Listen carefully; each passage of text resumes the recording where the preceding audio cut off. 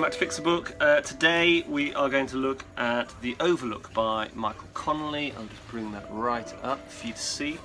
So Michael Connelly, really big author. The reason I've chosen this one today is that it's just a really weak cover. So what they've done here is they thought he's a big author, so let's splash his name as large as we can across the cover. This is the new book by him in the long series of books, so let's really go big on the title. So great, I guess, if you are into Michael Connelly and you know who he is, but he's not a household name. So for anybody else in the world, this is about as bad a cover as you can get. It's a classic example of a publisher relying on the name of the author to carry them through. If you look at the visuals here, and I'll just, again, what are they?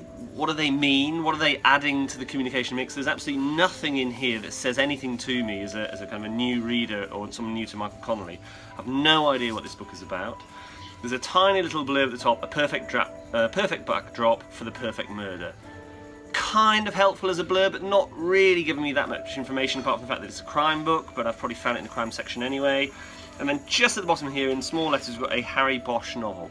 Now this is probably the most important thing on the whole cover, because Harry Bosch is maybe the only thing that anyone has heard of, given that he's the lead character in all of these novels, or most of these novels, and he's also on Amazon Prime and TV. So if there's one thing that might at the moment be enticing readers in, it's the fact they've seen this guy on TV and they might want to read the books, and yet it's the most recessive part of the cover. So this is, for us, this is one of those classic examples of where the communication hierarchy is just completely wrong, and it's lazy publishing because they've thought, big author, let's make that the big bit, and let's not start from the point of view of the consumer and how they might enter it. So I'm also very over people using yellow font to show it's a crime book. Yes. I'm just like, if you can't show it's a crime book without using yellow font, I don't know what to do with exactly. you. And black and white. Black and white, exactly. Very Black and white, smudgy pictures. And also I think it really plays into like what you choose, like what the title is, because without that title's so ambiguous that you need more. Yeah. If it had a really highfalutin, like long title that's really enticing, yes. we'd be fine. Yeah. But we're not, because it's called The Outlook. Yeah, exactly. So we've